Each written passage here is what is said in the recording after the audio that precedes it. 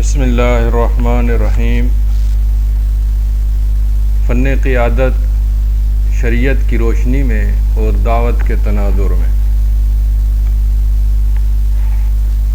قیادت کا تصور قدیم دور سے موجود ہے۔ نبی صلی اللہ علیہ وسلم کے زمانے سے پہلے جاہلیت میں، رومی دور میں، بلکہ ہر دور میں قائد، سردار، لیڈر کا تصور موجود ہے۔ جدید دور میں جب معاشرے پیچیدہ ہوئے، لوگوں کی آبادیوں کی تعداد بڑھ گئی اور ادارے ڈھیسارے قائم ہو گئے، تو قیادت کے ساتھ ساتھ ایک نیا لفظ مدیر اور مینیجر کا تصور بھی پیدا ہوا۔ تو مدیر یا مینیجر لیڈر اور قائد سے تھوڑا مختلف ہوتا ہے۔ بہت ساری چیزیں مشترک ہیں، بہت ساری چیزیں مختلف بھی ہیں۔ تو حدیث شریف کی روشنی میں قائد جو ہے وہ ذمہ دار ہوتا ہے اپنے ماتحتوں کا، اور بخاری شریف کی حدیث ہے کلکم راعٍ وکلکم مسئول عن رعیتہ۔ مسلمانوں میں سے ہر شخص ہی راعی ہے، ذمہ دار ہے، نگران ہے، مسئول ہے، اور اس سے اس کی رعایا کے متعلق سوال کیا جائے گا۔ اس حدیث کی روشنی میں ہر شخص قائد ہے، اور قرآن مجید میں یہ بھی آتا ہے ان تؤدوا الامانات الی اہلھا، کہ ذمہ داروں کو جو اہل ہوں ذمہ داری کے، انہی کو ذمہ داری سونپو، یعنی رہنما، مرشد، مدیر، منتظم اسی کو بناؤ جو اس کا اہل ہو۔ اور قوا انفسکم واہلیکم نارا، یہ بھی قیادت اور سیادت اور علم انتظام پر دلالت کرتی ہے کہ گھر والوں کا دینی ذمہ داریوں کا نظم و نسق ایسا ہو کہ وہ جہنم سے بچ جائیں۔ قائد کے لیے رہنما، مرشد، قدوہ کا لفظ بھی آتا ہے۔ قائد کے لیے ضروری ہے کہ افراد کا ایک مجموعہ ہو، اور سب مجموعے کے لوگ وہ متعین، محدود، مقرر اہداف کی طرف گامزن ہوں، سب کا جذبہ ایک ہو، اور قائد ان کی رہنمائی کرے۔ قیادت کے اجزاء میں ہے کہ منصوبہ بندی کی جائے، نظم و ضبط ہو، رہنمائی ہو، نگرانی ہو۔ عام طور پر قیادت اس وقت ہوتی ہے جب کوئی چیلنج ہوتا ہے، کوئی مشکل مرحلہ ہوتا ہے، کوئی مشکل ہدف ہوتا ہے، اور اس ہدف تک پہنچنے کے لیے قائد رہنمائی کرتا ہے۔ اگر قائد رہنمائی نہ کرے تو جمود اور فرار اور لا تعلقی والی کیفیت پیدا ہوتی ہے کہ سب کے سب لوگ مقصد تک نہیں پہنچ پاتے۔ یا جمود فرار ہوتا ہے، یا پھر تساہل، مداہنت، ناروا مصالحت، معاصی اور نفاق کی کیفیت ہوتی ہے۔ یعنی بالکل رک جانا، یا پھر باطل کے ساتھ جھک جانا، اس کی طرف مائل ہو جانا۔ اور تیسری صورت یہ ہے کہ مقاومت ہو، مشکل حالات کے مقابلے میں ڈٹ جائے، اقدام کریں، قیادت کریں، اعتدال اختیار کریں، تقوی اور صبر سے کام لیں۔ دینی ادارے جتنے بھی ہیں وہ سب کے سب قیادت کے تصور پر قائم ہیں۔ مذہبی ادارہ جیسے مسجد ہو، تعلیمی ادارہ جیسے اسکول ہو، مدرسہ ہو، دعوتی ادارہ جو دعوت سے دین اور تبلیغ کا کام کرے، معاشرتی ادارہ جیسے چھوٹے سے چھوٹا معاشرتی ادارہ خاندان ہے، رفاہی ادارہ کوئی ہسپتال ہو، کوئی ڈسپنسری ہو، اسی طرح معاشی ادارہ کوئی کاروباری دکان ہو یا کوئی کاروباری ادارہ ہو، اور اسی طرح سیاسی، نیم سیاسی ادارے جو مذہبی تعلق رکھتے ہوں اور تحریک سے تعلق رکھتے ہوں۔ تو یہ سب کے سب قیادت، سیادت اور ادارت پر مبنی ہوتے ہیں۔ قرآن میں قیادت کے متعلق بڑی تفصیلی رہنمائی موجود ہے۔ بنی اسرائیل نے کہا تھا اللہ ہمیں ایک بادشاہ عطا فرما تاکہ ہم اس کی قیادت میں اللہ کے راستے میں جہاد کریں۔ تو یہاں ملکن بادشاہ کا لفظ ہے جو کہ قیادت پر دلالت کرتا ہے۔ اسی طرح اللہ تعالیٰ نے فرمایا کہ جب مومنین کسی جامع کسی اجتماعی کام پر اکٹھے ہوں تو لم یذهبوا حتی یستأذنوہ، تو وہ امیر مجلس کی اجازت کے بغیر میٹنگ سے باہر نہیں نکل سکتے، میٹنگ سے الگ نہیں ہو سکتے، جا نہیں سکتے۔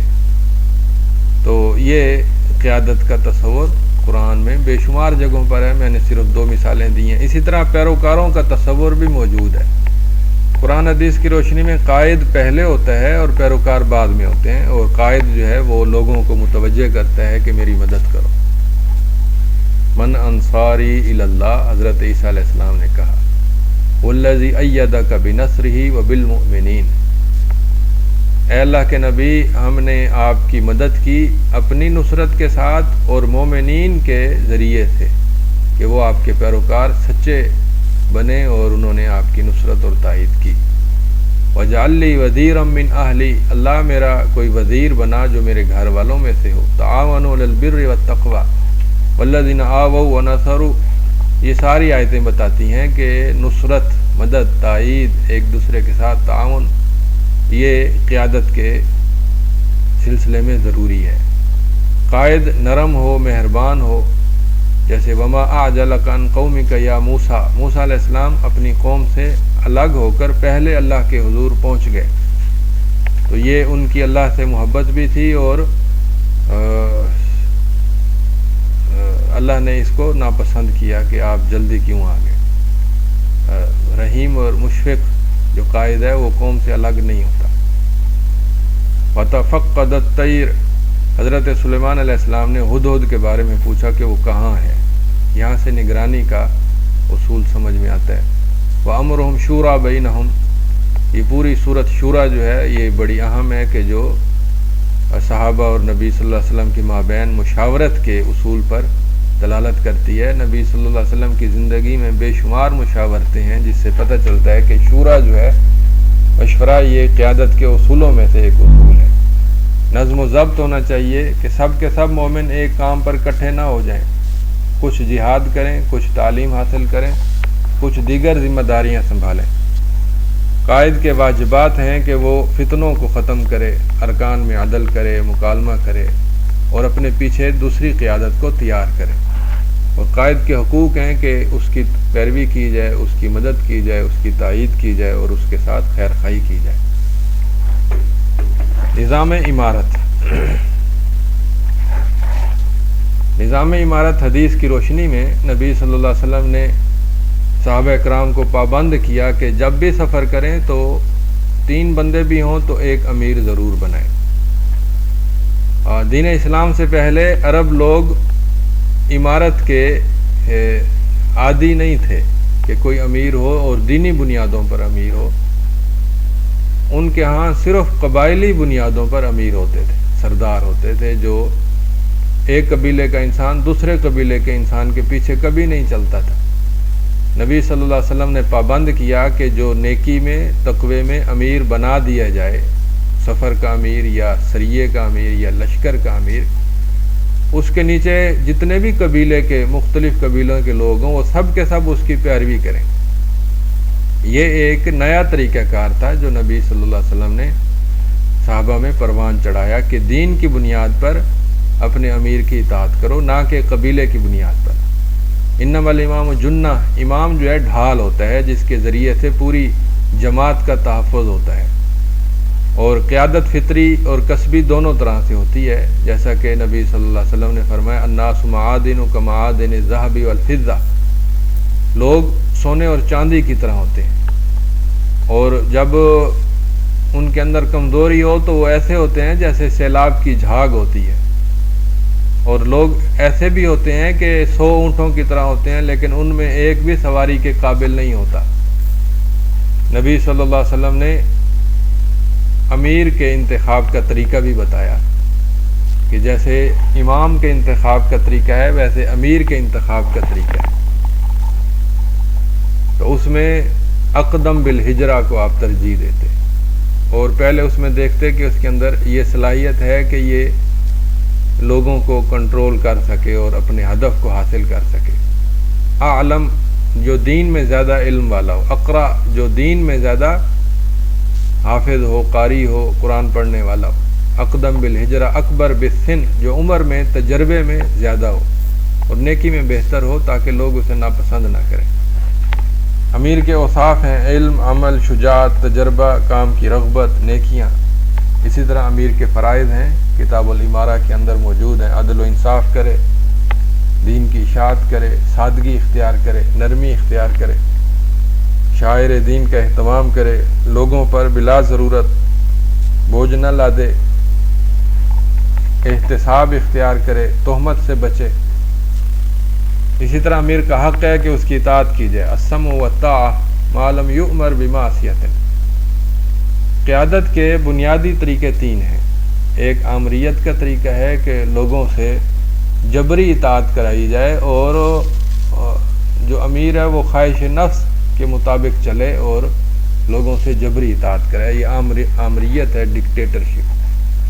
دوسرا طریقہ ڈیموکریسی کا ہے کہ لوگوں کی خواہشات کے پیچھے چلا جائے اور دین کی پرواہ نہ کی جائے، لوگوں کی خواہشات کی پرواہ کی جائے، کثرت کی، یہ ڈیموکریسی۔ اور امارت ان دونوں سے مختلف ہے، امارت میں اللہ کی اطاعت ہے اور جبر کی بجائے رضاکارانہ اطاعت ہے، لوگوں کے دل جیتے جاتے ہیں اور ان سے جبری اطاعت نہیں کرائی جاتی، اور دلیل کی پیروی ہوتی ہے، اگرچہ ڈھیر سارے لوگ اس دلیل کے خلاف کیوں نہ ہوں لیکن انہیں قائل کیا جاتا ہے، دلیل کی طرف مائل کیا جاتا ہے۔ نبی صلی اللہ علیہ وسلم بھی قائد تھے، آپ کا مکی اور مدنی دور دعوت کے حوالے سے قیادت، بہترین قیادت پر مشتمل تھا۔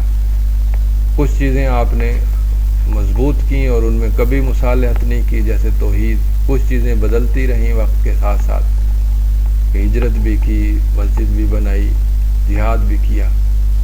آپ رجائیت والے تھے کہ امید رکھتے تھے کہ جتنی مشکلات ہیں لیکن بالآخر جیت انہی کی ہوگی، جیسے سفر طائف میں آپ نے یہ کہا کہ مجھے ان سے امید ہے کہ ان کی نسلیں مسلمان ہو جائیں گی۔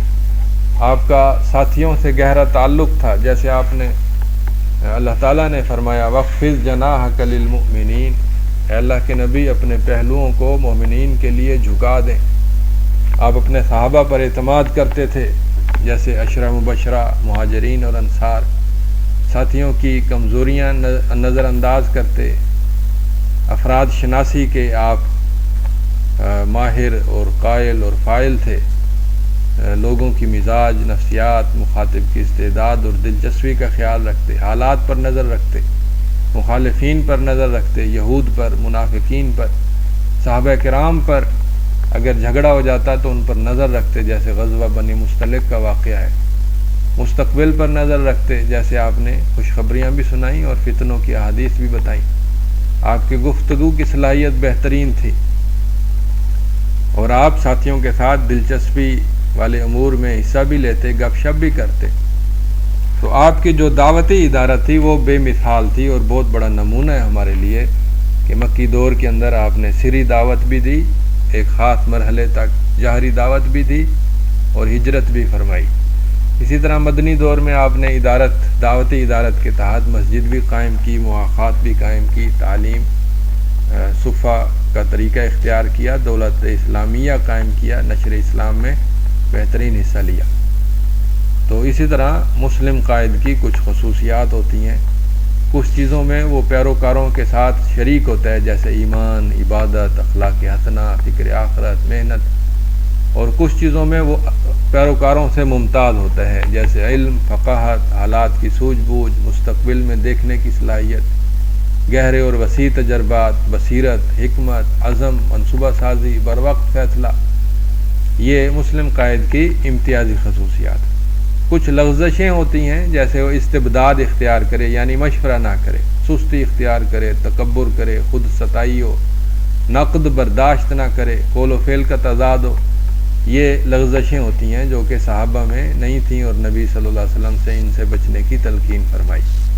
انصار کو تلاش کرنا یہ نبی صلی اللہ علیہ وسلم کی سیرت کا حصہ ہے۔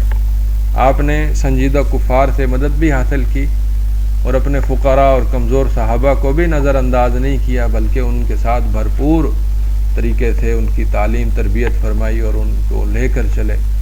اور آپ کے صحابہ میں متخصصین بھی تھے، کچھ رحم دل تھے، کچھ طاقتور تھے، کچھ حیا والے تھے، کچھ قرآن کے قاری تھے، کچھ فرائض کے ماہر تھے، کچھ علم میں ماہر تھے۔ تو عصر حاضر میں دعوت کا طریقہ اجتماعی ہونا چاہیے۔ یہ ہماری اس ویڈیو کلپ کا خلاصہ ہے کہ مل جل کر دعوت کا کام کریں۔ اس کا فائدہ یہ ہے کہ علم اور فہم میں ایک دوسرے سے یعنی فائدہ حاصل کیا جاتا ہے۔ تربیت میں ایک دوسرے کے تجربات سے فائدہ حاصل ہوتا ہے، مشورہ ہوتا ہے، منصوبہ بندی ہوتی ہے، نظم و ضبط ہوتا ہے، اور تدریج کے ذریعے آگے بڑھا جاتا ہے۔ تو ایک دوسرے کی غلطیوں اور مہارتوں سے بھی فائدہ اٹھایا جاتا ہے۔ تو یہ اجتماعی دعوت کا فائدہ ہے، اور اس کا اصول اور اس کی بنیاد قرآن اور حدیث سے ثابت ہے، نبی صلی اللہ علیہ وسلم کی سیرت سے، نظام امارت سے، تعاون علی البر والتقوی سے۔